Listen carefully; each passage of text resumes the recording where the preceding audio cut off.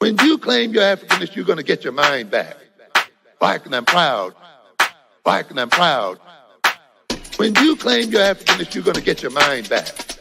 Black and I'm proud. Claim your Africanness. Black and I'm proud. I'm telling you. When you claim your Africanness, you're going to get your mind back. Black and I'm proud. Claim your Africanness. Black and I'm proud. I'm telling you. When you claim your Africanness, you're going to get your mind back.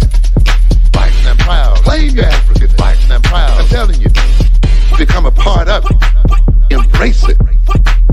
Become a part of it. Embrace it. Become a part of it. Embrace it. Become a part of it. Embrace it. When you claim your Africanness, you're going to get your mind back. Black and I'm proud. Claim your Africanness. Black and I'm proud. I'm telling you. When you claim your Africanness, you're going to get your mind back. Black and I'm proud. Claim your Africanness. Black and I'm proud. I'm telling you. Claim your Africanness. I'm telling you, the words of Dr. Amos Wilson, our ancestor, wise ancestor, who says, claim your Africanness and you'll get your mind back. Ow. So family, this is Dr. Dennis Assar Winkler, aka Dr. DAW, back at you again on Black Box Radio. Another episode of Doc in the Box. Queen got something real cooked up for us. I'm be honest with y'all. I'm just gonna be honest. I'm a little afraid. Look, and y'all like, who? I'm afraid? Yeah, I'm a little afraid because I'm looking at these people in this picture, at least one of them. You know, I'm really just afraid of the Sherzad Ali conversation, right? You know, but just pray for us. Pray for us or pray for me, you know what I mean? But nonetheless, I'm going to say, Sister Queen, what we doing? What's up, Black people? This is season 1, episode 6. We kind of delving today. We're going to jump in and hit them hard. This is a head knocker. Are you down with O.P.P? Oppression Pimps or Great Leaders? Which one? Oh, That's man. where it is. Woo. God mercy. When I saw that photo with Sister Sherzad Ali, mama, I said, oh boy, I wanted to back out, but we're gonna go in. Love that, sister. Listen, this is all love. We are just examining their critiques, not particularly the people. We love Black people. We're not here to attack Black people. That is not it. But I think we have to have critical conversations if we want to have critical thought. I say, we gotta do it. We gotta do it. Critical conversations. Critical. So this is a critical conversation because when we talk about what Sister Ali speaks about, then it really makes Black women look at themselves. Are we part of the problem or are we part of the solution? What are we? All right, Queen. I'm feeling the energy. I'm liking to keep coming. That's right. And I'm a Black woman and I want to be a part of the solution. So if the sister said we got issues, then we need to work on them. So pull her up, Ja. Let's go. Oh boy, drop it. Contribution. This is some of everything that we have done or that we do daily that contributes to the breakup of our relationship, the destruction of our man, and the failure of our children to be able to function. They did not tell us that all of that being my own person and I'm independent would lead to separation, loneliness, celibacy, and lesbianism. They didn't tell us that if you give up the man, you're going to take one of these things and it's worse and it will destroy your nation. They didn't give us that information. They made us think that it was some kind of glorified position to brag about the fact that I got my own job, my own credit card, my own car, so I don't need no man. I don't even know how we got that mixed up. Ain't none of that got nothing to do with being with no man.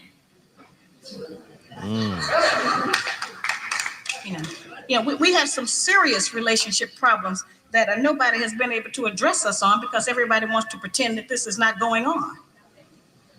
Over 60% of our women are single, widowed, separated, or divorced. They don't have a man. I just came out of Florida and they got a housing complex that the Urban League built, which is a Black organization that is for women and children only. They say they don't allow any men in there. I didn't have time to deal with it, but I talked about them real bad. That's the silliest program I've ever heard of. You know them women that had men if they got a bunch of children. They need fathers. They need protection. We hear about the drug problem that we have in our projects across the country. It's one of the major places that we have a drug problem.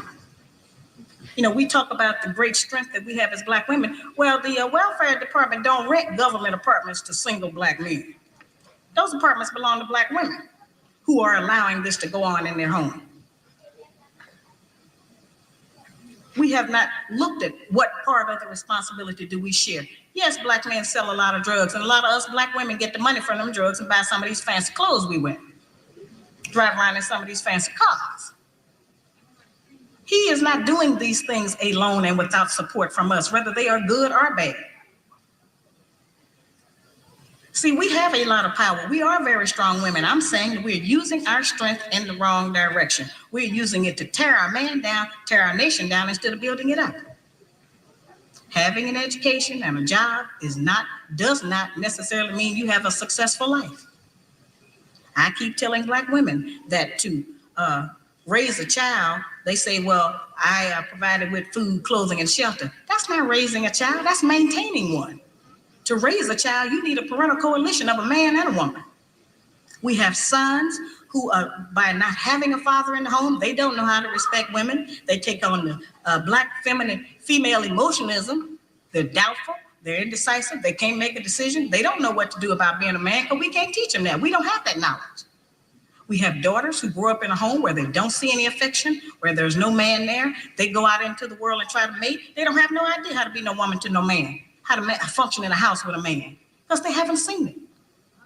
Most of our children, just like us, get all the information we have about how you be with a mate off television. It's the only medium that shows us anybody being together. Those rules have not worked for us. The white woman's liberation movement, we don't have anything to do with that. We have not been under the control of the Black man for over 500 years. So what do we have to get liberated from them from? They haven't been our boss. That's the white woman and her man. They're going through that, and that's their business. We don't have any business being in there. They only introduced it to break down the civil rights movement. All right, she said a lot there. Woo. Mm-hmm. She said a lot. And I wanted to hear that because her premise from me studying and bringing her up and listening to her is that Black women have not taken responsibility for their role in tearing down the Black family. That's her premise.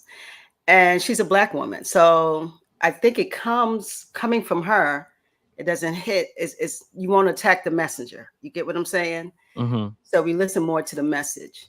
So what do you think about how she introduces that point? But I think it plays also on hurt Black men. So kind of package that for me. I'll be honest. I'm not going to say I agree with everything she said, but holistically, I think there's something to get from what she said in this particular message, the way that she packaged it herself. In the way, and again, I don't agree with everything she said. I think there's some things that may even be historically incorrect to some degree, but I think, but with the information that she had and has, I understand where she's coming from, even around this whole idea of welfare. I was actually listening to this this broadcast with a dear brother named Michael Imhotep, who was the founder of the African History Network, who really brought some more nuance and clarity to this idea of creating this the separation between Black men and women through welfare programs. But nonetheless, I think that I tend to agree. I think there's some ground, some things that she speaks about here as far as some of the causality of homosexuality and some of the causality of there was some other things that I don't know if there's actually some accurate information that says that that these things that she said is really causal. Mm-hmm. But I get her point, her message, right? Mm-hmm. I tend to agree. I tend to think holistically. I feel like this message, as far as women, there's something to learn from it. Absolutely. And to be clear, this sister is a Pan-Africanist. She's a Muslim. And she's, at this point, she's 70 years old. So she's old school. and ways of her thought, but Mhm. also because how she states how the woman should foster the man and not knowing how to be with a man. And I think the younger women are on a different type of movement when it comes to our relationships with men. So, but I really think that what she said has merit. We have to we have to listen to our elders as first, and then kind of flesh out what makes sense and what particularly might not be causal as you speak. What do you think of that? Yeah. I think you summed that up well. And Job brings up another good point that I was thinking. Yeah, It was so much. I it was a pulled lot. my phone over here to say I need to take notes. And this is one of the other things I think Job for bringing this up. What y'all think about her saying women have not been under the rule of black men for 500 years, so how can they get liberated from black men? And I think that's a really important point that I fight in academia on a Mm, daily, I'm saying daily, really in a daily basis, especially around this idea of intersectionality, which many times places black men in the same, to some degree, this level, this seat of being an oppressor to black women. So yeah, I tend to agree with that idea that she speaks about, and how it was used to usurp the civil rights movement. I'm mm, not the best historian on that, but I for the little history I know, there's some truth there. And I have spoken to how these other movements, especially these around identity, in a way, have usurped our black power and all the things that black people have done. And actually, a lot of the attention has been placed on white women, and black women have been used and abused by their white women counterparts. In that sense, yes. wow. Oh, you said so. Black women have been used and abused by white women Hmm. per that statement. Well, I'm saying that lots of times, that it becomes the women's struggle, not. Hmm. And so we're not going to say black women struggle, we're not going to say white women struggle, but to white America, the only woman that really is here is the white woman. If you It's use the white woman. Yes, woman, it means white women. exactly. Everybody else is something, they have some kind of label before woman, like black women, Latina women, even lesbian woman, whatever it is, it's always something before. Yeah, yeah. Yeah. That makes sense. Yeah, like the white woman's the only thing that's really focused on. So if they say women, it just gets rid of the black plight, the black problem. It's all Yes. it so you centers white women in them. And so you, absolutely, and yeah, they don't have to really care about your struggle as a black woman. In fact, they don't know about it. They don't care to hear about it.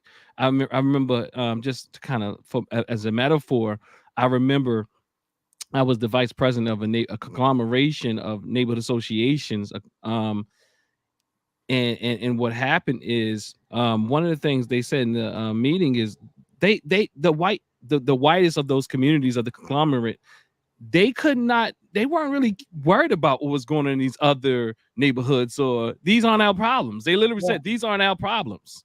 So again, this is what white people do to this is how they consider black issues. Peace, brother Tahaka Bay in the building. Tahaka. So, brother. So we know that living in this society, they're going to center themselves. So, and they do center themselves in everything that any anomaly for black Mm-hmm. people, for any people.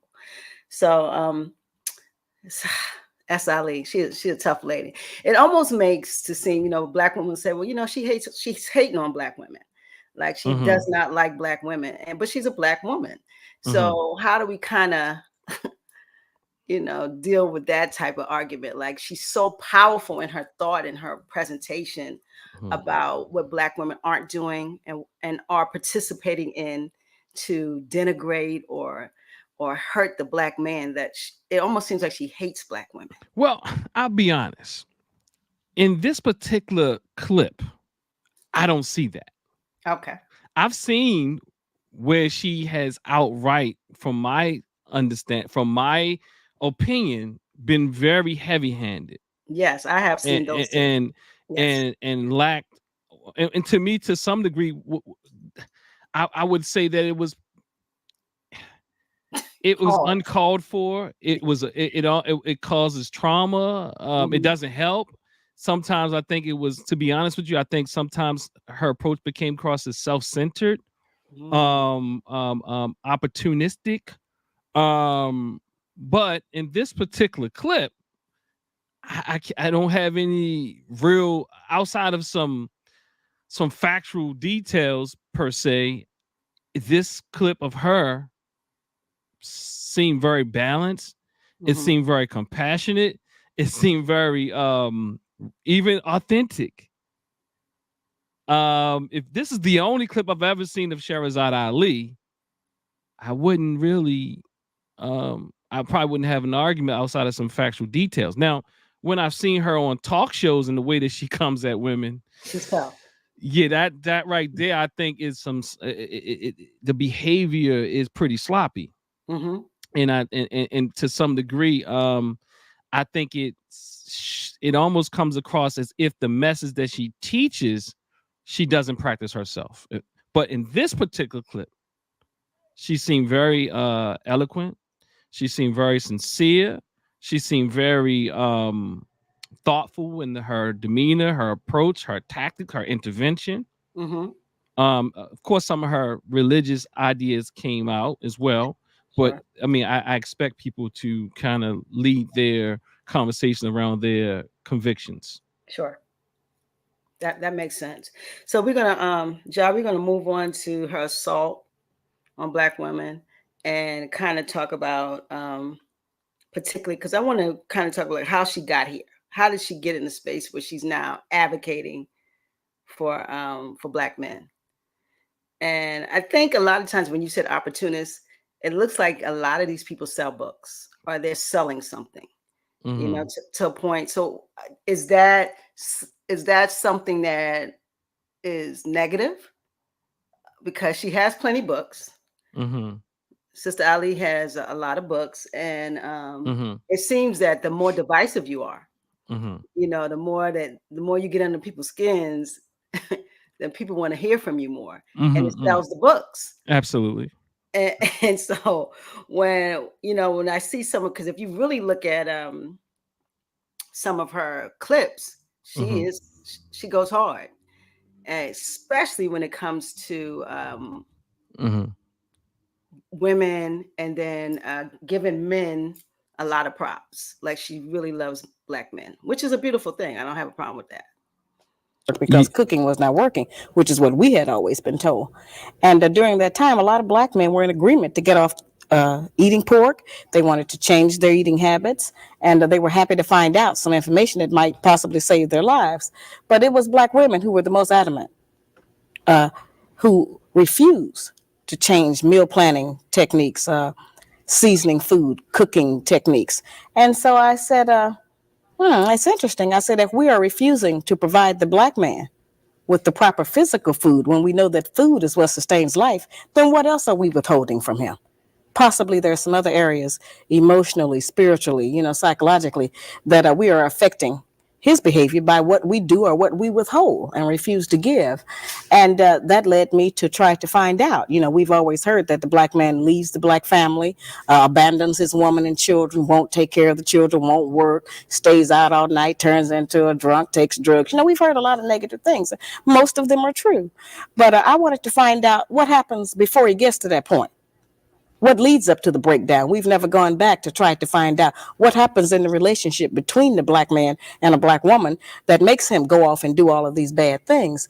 To assume that this is just normal, natural behavior for Black men would be to assume that he is naturally bad. And I do not believe that the man that God gave to us as a mate is a naturally bad person. And so I wanted to try to examine what goes on with him. What's his side of the story? Did a Black man ask you to write this book? Oh, no, certainly not. I think they were just as surprised as Black women. Many of them. So you see how she got here. she said that she was trying to bring better eating habits to the community, and it's Black women who did not want to adhere to any of those, and they've been cooking that way, and they're going to keep cooking that way. But you know, we live in a new world. Not all Black women are cooking for men anymore. So this is how she got there, though.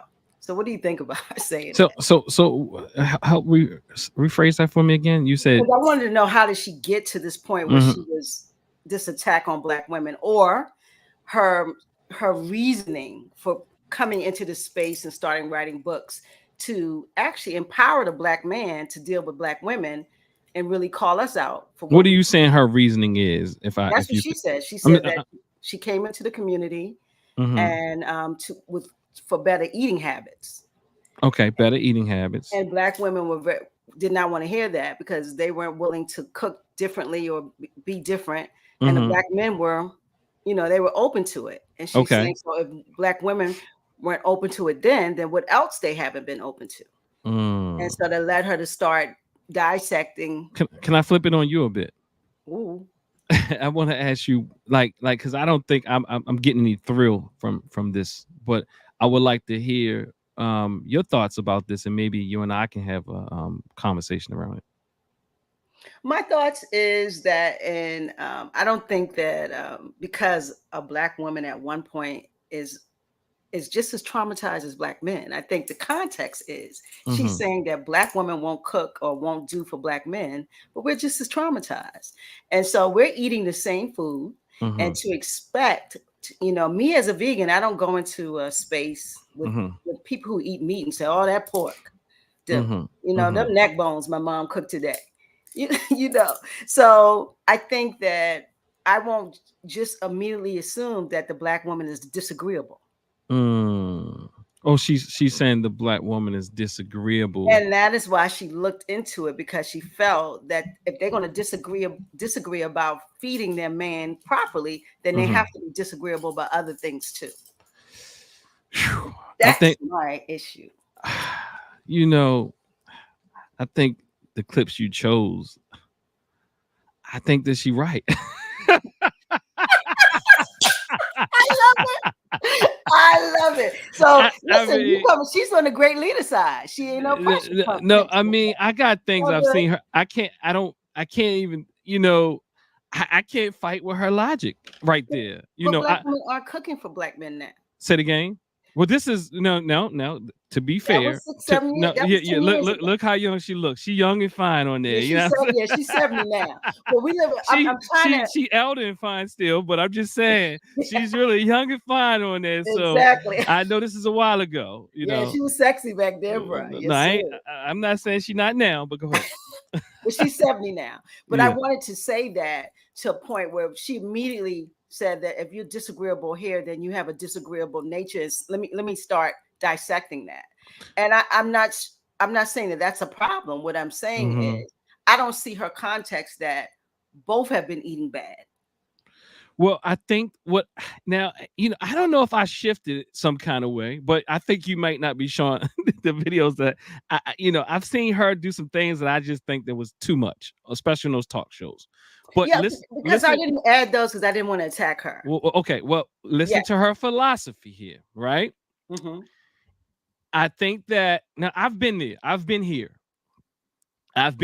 where, due to me being a male, where I've kind of directed my energy towards other males, and people, and sometimes I'm really soft when it comes to women, because you have to be a little bit more careful, because again, as you stated earlier, what happens is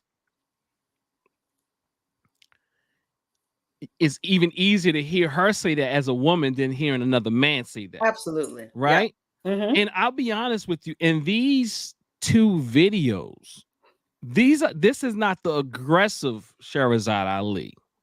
So or at least maybe I'm just. I had a disclaimer. I'm not attacking the system. Being more open to her, maybe, or something myself, maybe, but what she said here, what I would take from this, I've never heard of Sherzad Ali before, and even now I'm reconsidering some things, is that what she is saying And what her goal is to help the Black woman because she's a Black woman. So because I'm a Black woman, I'm gonna focus my energy on Black women because Black women can't hear Black men due to maybe even the trauma. Now, do I think that even myself, I realized that myself, even coming at the Black men at one point, that I too had to readjust my approach because you would have hardly ever heard me say much about, maybe you would have, but publicly, I would say very little about Black women, or I'll be very careful. But now it's like all of them can get it. But I'm trying to come from a place that is, I still have to be more cautious when it comes to Black women. And because you're a male, right? Because I'm a male. But I also had to realize my brothers, I still had to be I had to be more understanding and even gentle with them. Because even as a Black man, another Black man, hearing a Black man not validate or invalidate his thoughts, feelings, and emotions, that right there is not helpful.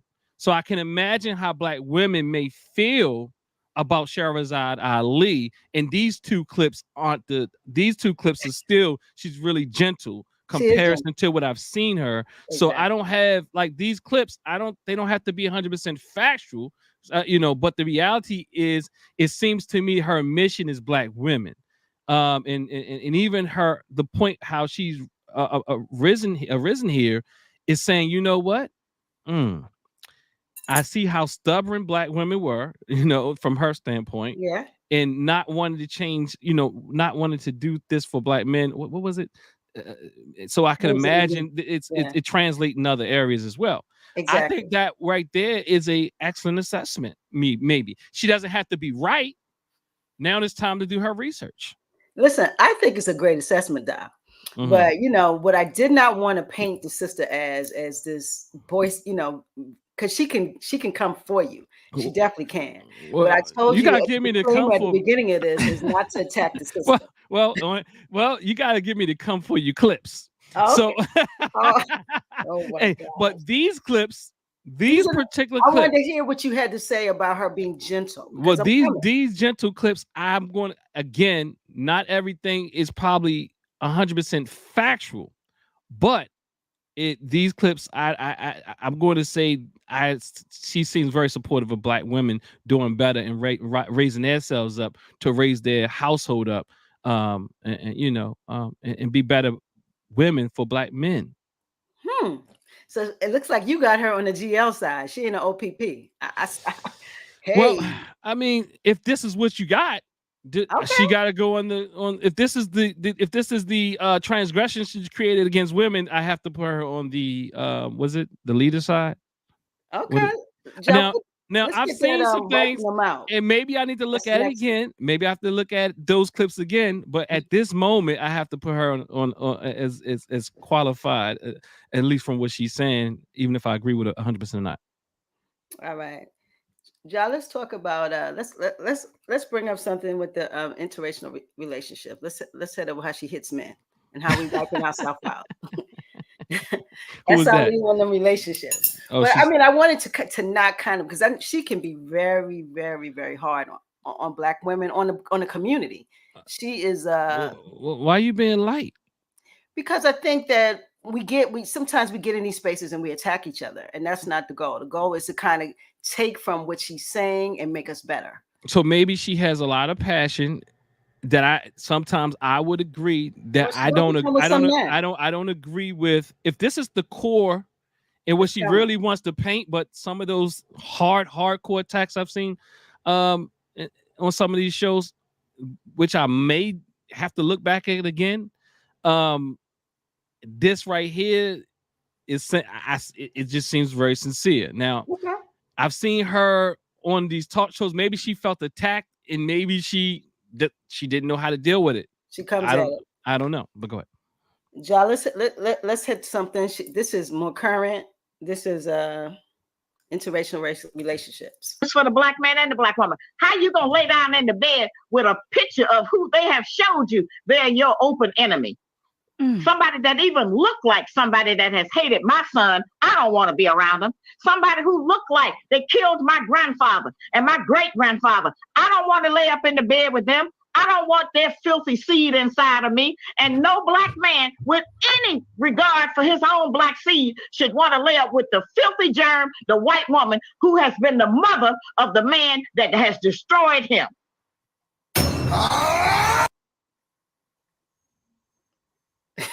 I heard the clip. Was that on Dr. Mayat's show? Nah. Okay, I heard like she got some sound effects. Okay, yeah, cool. that one she came. She hits. So what you get from that? I got that we wiping our own selves out. That's what the sister said. And you black men are laying with white women. What do you think about that? I think that to a point it's true, but I think to a point that we've evolved. She's older. You see, she's older in this clip. This is current. Mm-hmm. And I think that we see in society that there are a lot of interracial relationships, especially when we look at when people say what's a quality black man, like the or successful black man. These stars, these guys in the NBA, NFL, mm-hmm. or lawyers, people who in different rooms, they tend to not have black women on their side. So to her, what she's saying, I think is very valid. How would you lay with someone who's actually hurt you? So you feel that is valid? To a point. I think though society has evolved too, and people have real relationships that are not just black relationships. That's true.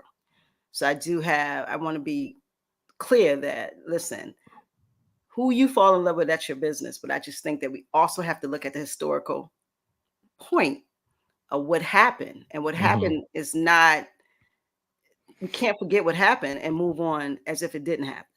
Mm-hmm. And so I think a lot of black women see it, and we're scarred about what we see. Like you just looked at the NFL, the draft show. All of the most of the black males there had white women. And these are young guys. The NFL show, you say? The NFL draft, or when you look at the NBA draft, mm-hmm. When they're being drafted. How does that feel as a black woman? I think as a black woman, we want to know why. I think we legitimately want to know why, but we also what I say too is we're not present, and men are creatures who love through their eyes first. And what they see is white women. They go to PWIs. What are we expecting? They're in white spaces. I told my mom, I said, you can't expect black women to be present when we're working. We're being professionals. And I think a lot of these young women are being. What do you think that does to the collective black woman's psychology or psyche? I think it denigrates it. I think we feel we're in a catch-22 in a lot of ways. We're trying to be better people, get educated and get out there, but then we miss that education gets us away from being in spaces where we can find quality mates. The ladder that we keep climbing up. So when you say things, so I noticed you say something about her age and a different time and things have changed. Well, could you tell me how that's applicable to this conversation from your standpoint? Because I think in her, and what she's saying is more very traditional. The home was traditional. Black women cook for black men, or we would cook. Now we're both working full-time jobs. The family dynamic, I think, has changed. And so a lot of times the traditional thought of what family is and how we perform in family, it doesn't happen that way because jobs, women are career women, they travel and leave the family sometimes. So things are much different, I think, than when Sister Ali came up and was very traditional in her thought of what because she said of black women, what we cooking for black men. Not a lot of black women are cooking. Oh, are you saying that part of the reason, I'm not sure if I'm conflating two clips now. Are you saying that she's suggesting that because black women are not doing these customary things that they're turning to white women? No, I'm saying that we're not present. these young black guys are going to PWIs. Mhm. If we see the quality black man as educated and doing things maybe in another type of demographic, they are Mhm. not exposed to black women, and that what's around them are white women. And so, what do we expect Yeah, when we when talked that's the about mate? this. We talked about this on a previous episode, and we talked about how it's highly likely if men are around these type of environments, they'll be attracted to those who are around them. The other thing that we spoke about is this idea that there's a social political ideology or ideological framework that some have and some don't. Again, I understand. I don't even, like a lot of these brothers are going into these situations without those frameworks, or at least agreeing to those frameworks. Like me, just to be, I say just to disclose, my framework growing up is that I have to be with a black woman, and so I, I would imagine that because I had that framework, it's highly unlikely that I would have, even if I would have went to a PWI, that I would have brought a white woman home. Now I haven't experienced that, so I didn't go to a PWI, so I can't say that. I mean, I still can imagine that hormones and things start kicking in if you out there for 4 years, and your mind can be rearranged in some ways. So that's why some of our leaders like Malcolm X said, make sure you give them a strong foundation before you send them off to these type of places. But nonetheless, I can see why it happens, and how it happens. But I also understand why people hold these strong ideological frameworks, such as Sister Sherzad Ali, or Mama Sherzad Ali, pertaining to why she believes black men should be with black women and black women should be black men. What I don't have to do is really have what I don't have to do is really talk so in such a way about those from the other, white people, or in those ways to kind of get my idea across with, I don't necessarily believe in some of the things we say.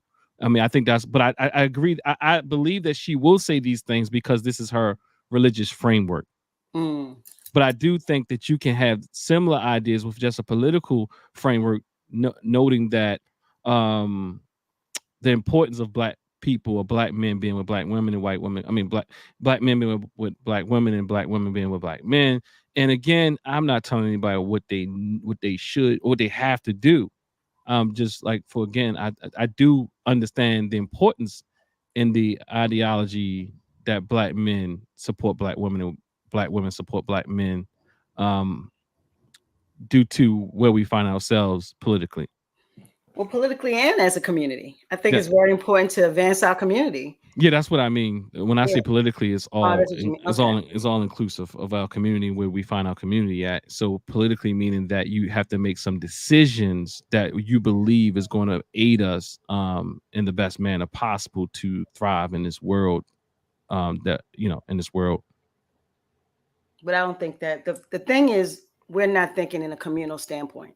I think a lot of times we're thinking from a very individualistic, what I like, what's in present in front of me, Right. and this is what I'm going to deal with, and it's all good. And that's what we're fed. So that's why I find it important that that's why ideology in his is important. That's why it's important, and even tying that ideology back to a political framework, meaning that, so what do we attend to get out of doing these things, and what happens when I don't do these things? What happens when I support black businesses? What happens when I don't support black businesses? What happens when I support and be with a black woman? What would it look like if I begin to not be with black women? What does it look like if I send my children to a black independent black school versus send them to a white independent school? What does it look like if we go to black colleges, especially if they're independent, or we go to PWIs, or and not to say that everybody has to do it, but what happens if the great majority of us begin to abandon ship? What does that look like for our community? I think that's important conversations and questions.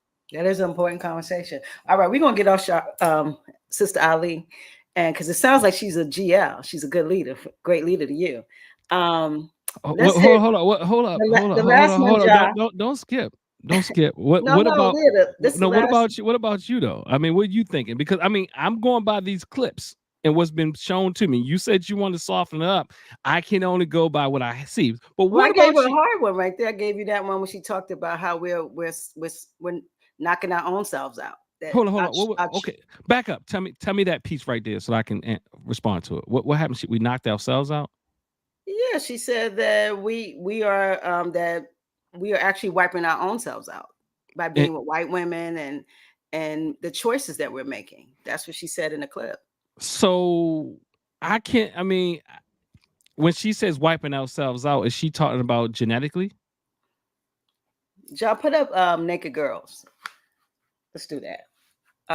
No, she's not. She's talking about the things that we're actually doing. Yeah, put up the naked. I didn't think I would ever live. We keep doing things to wipe our own self out. I didn't think I would ever live to see a day when adult Black women, we're not talking teenagers, would go on the Instagram or the Facebook and put their naked behind to the camera for the whole world to see. This is an insult to all of us as Black women, because people from all over the world, which is what the technology allows, look at that and think that that's the Black woman in America. And they think that all of us are like that.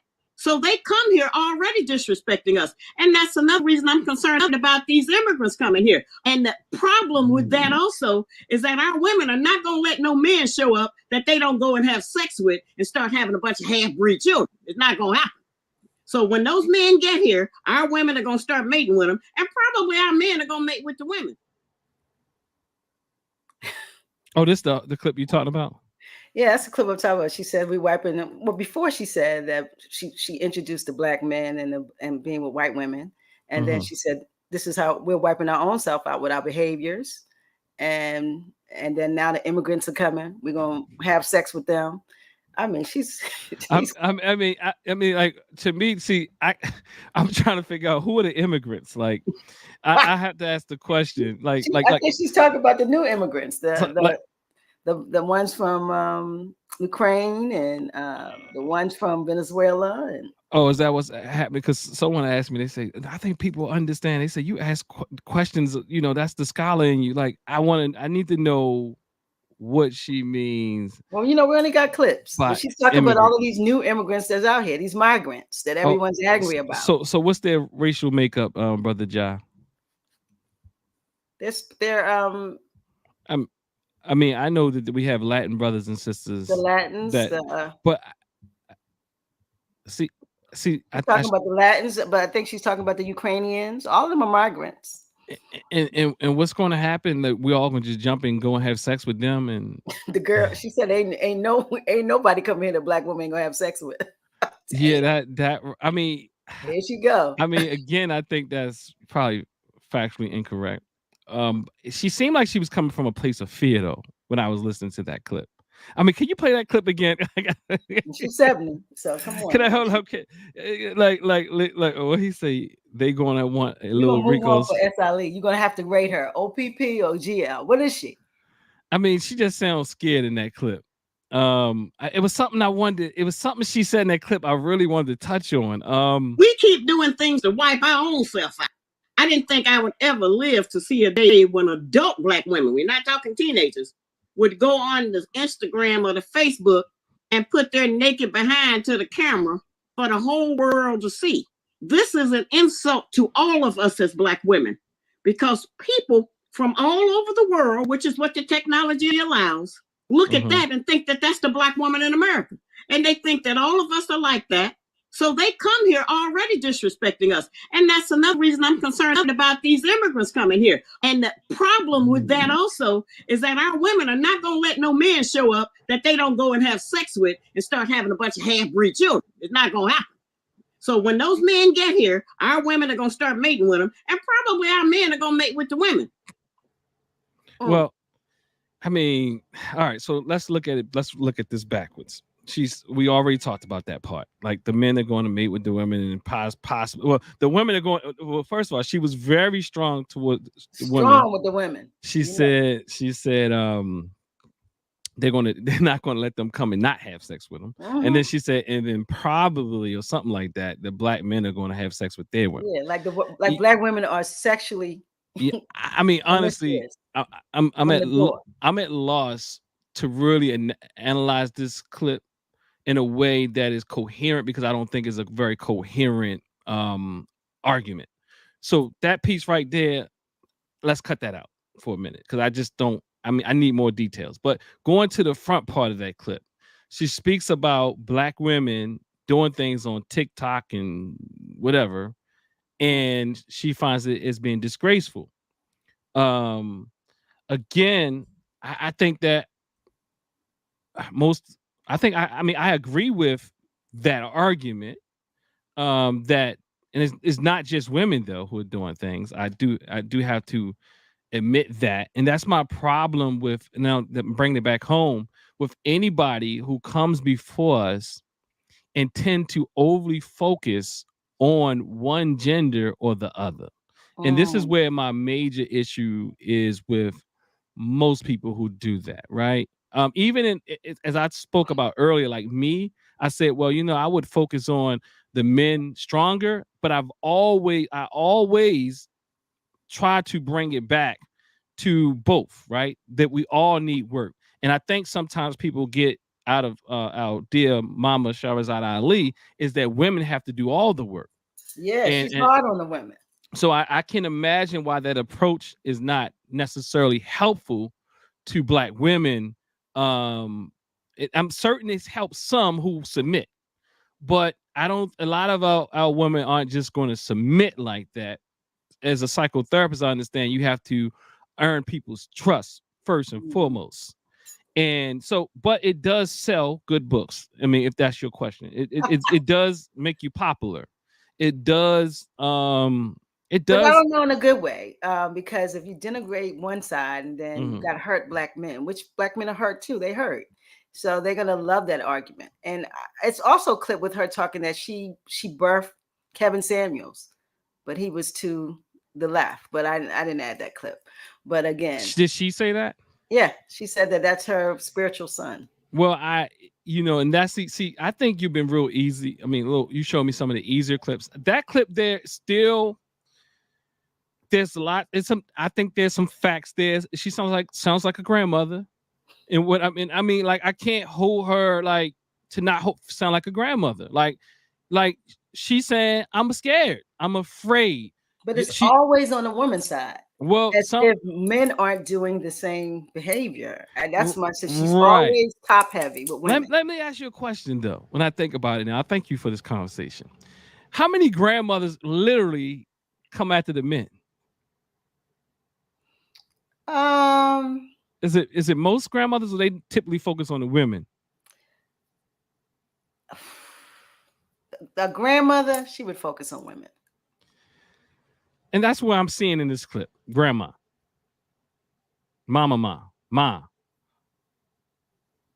But what we have seen is her whole professional life has been that women are the problem. Which I think is unbalanced or imbalanced. I think it's an unbalance there. Right. So let's rate her and get away from Sister Ali. Is she an O.P.P? Okay, so from what you showed me today,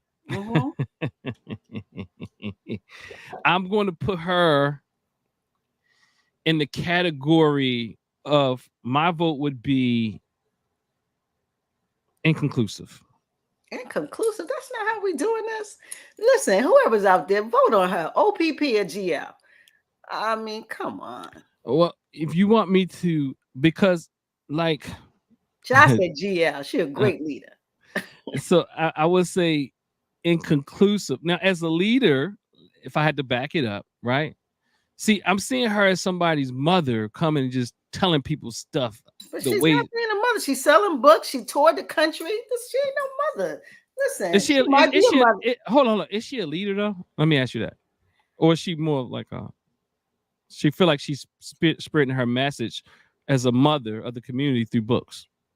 I think she's spreading her message, but I think her message sometimes is wrapped up in her ideology, her religion, her age. It's a lot coming from her. All right. And her entrepreneurship. I can't. Okay, let me put it like this. At this point, if what I saw, I cannot put her in the same. You don't even have to ask me about these other people coming up. I'm just be honest. I cannot put her in the same boat. 50 minutes I cannot put her in the same boat as I'm putting the Umar. I can't put her in the same boat as I'm putting even a Tariq Nasheed, or it's definitely not a Candace Owens. Baby. Yeah. So I'm definitely, if you had to say where the scales weighed, I will put her closer to great leader. Look, let's go. Let's move on. Yeah. GL she is. And that's how Mama Ali. Okay, let me sharpen it up a little bit. A great leader who can probably use some. I'm not even gonna say great. A leader who could probably could have used some better, had some better skills. Okay, got it. Always teaching. So we got to hit into Umar, your boy, because it's in an hour. You cannot get 4 in. So we're going to throw some Umar in here and talk about Brother John. He's a psychologist, Pan-Africanist, author. He's all of that. He's supposed to be a owner of a school. So Umar and he's out here in this community. He's well-branded. He's been on a lot of shows. I think Umar is an intellectual, but I've been, really examining what's coming out of his mouth. Yeah. And Umar... we're going to talk about him let's start with him as psychologist. Let's get let's do Umar Johnson. Joe Budden on a podcast, White People Are Racist. So we're going to talk because he's definitely a Pan-Africanist, but he's also a psychologist. So he's Dr. Umar Johnson. So let's hear like his ideology a little bit as a Pan-Africanist. What I mean when I say all white people are racist. All white people are racist does not mean all white people are bigots. A bigot is someone who hates you because you're black. A bigot is someone who believes y'all need to be exterminated, that you're racially inferior, that you're nothing but drug addicts and drug users. That is a bigot. They have an emotional attachment to the destruction of the black community. A racist does not have to hate black people. A racist does not have to work to eliminate us as a population. A racist does not have to push false narratives or stereotypes about who we are. Do you know what a racist is interested in?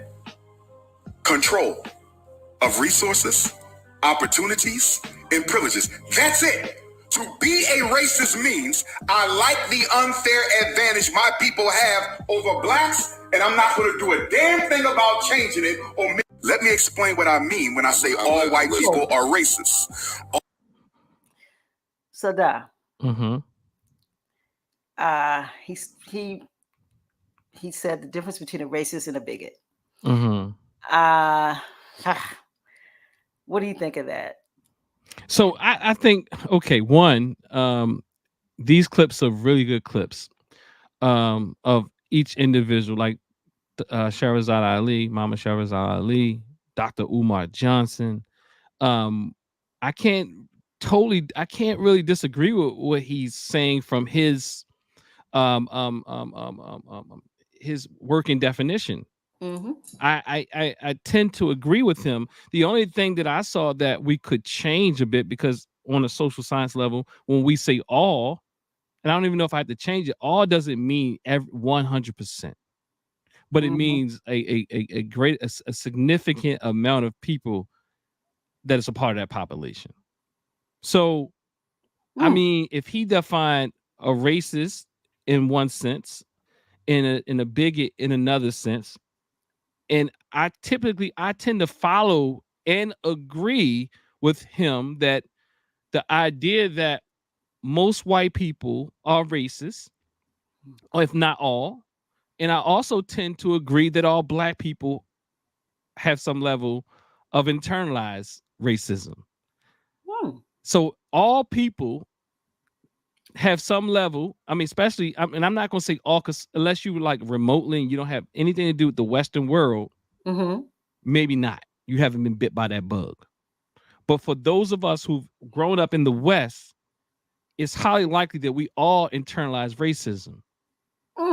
So I'm saying, even if, and it's the way that I look at this is that because I know how we internalize things about our own people, just imagine you know your own people. Yeah. And because you know your own people and you have plenty of evidence to speak against certain things that you still believe, what makes you think that Bobby and Megan is not going to have these beliefs and don't know your people? So and also in my experience with working with students, I don't hear too many white people deny that, especially when they're doing deep work. It's not, that all white people, that, there's something called racial socialization, or identity development, racial identity development. And most white people go through that process of the society itself creates racist people. So it's unlikely that anybody will escape it. So do I agree with Umar on this clip? I probably 99 or 98, somewhere high up in the 90s, agree with him on this. Okay.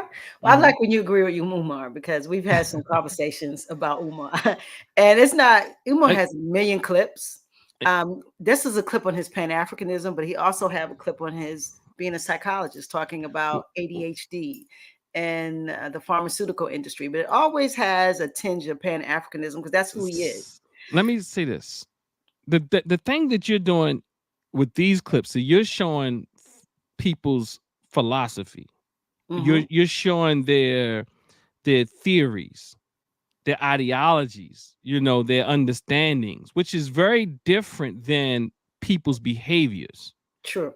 And even with Mama Sherzad Ali, I believe, if I recall, there's some things that I just thought was inappropriate and was at times it did come across as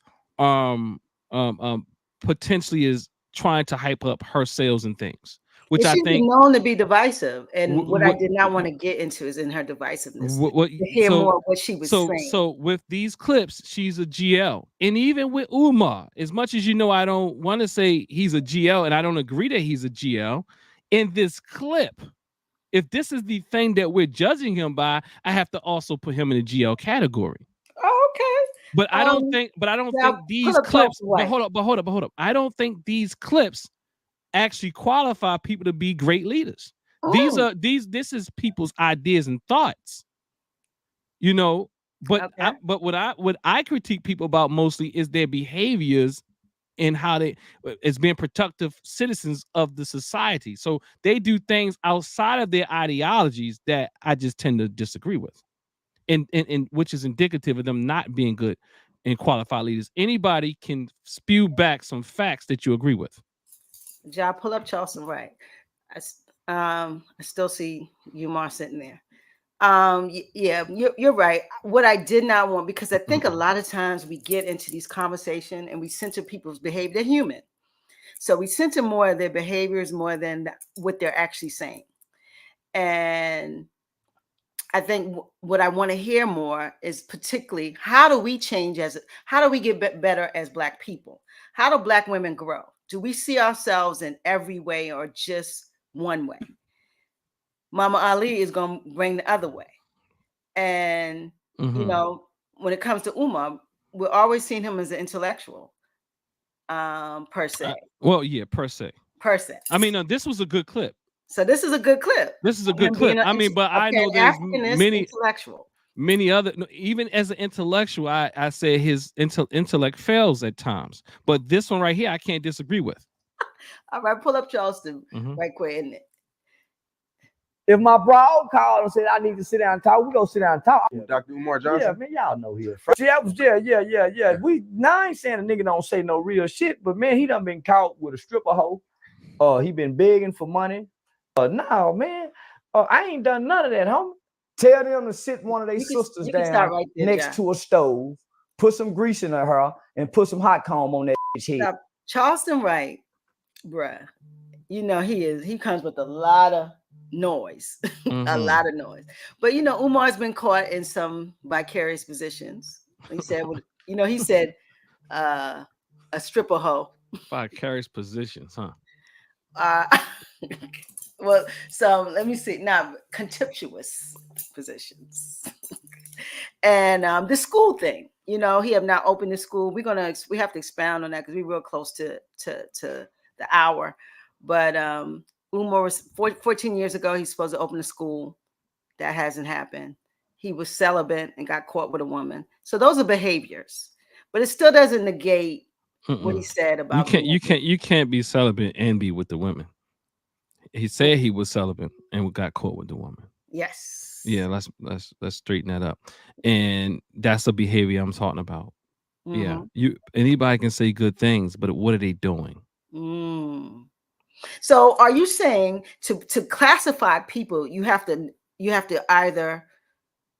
see the behaviors and the presentations of their work, more or less? Is both things? Does both things matter? All is all of it matters. One of my mentors often says that, see, to me, a person ain't got to be all right. It ain't about always their ideology or what have you. I disagree with a lot of people. I'm like, I do, but what do they have integrity?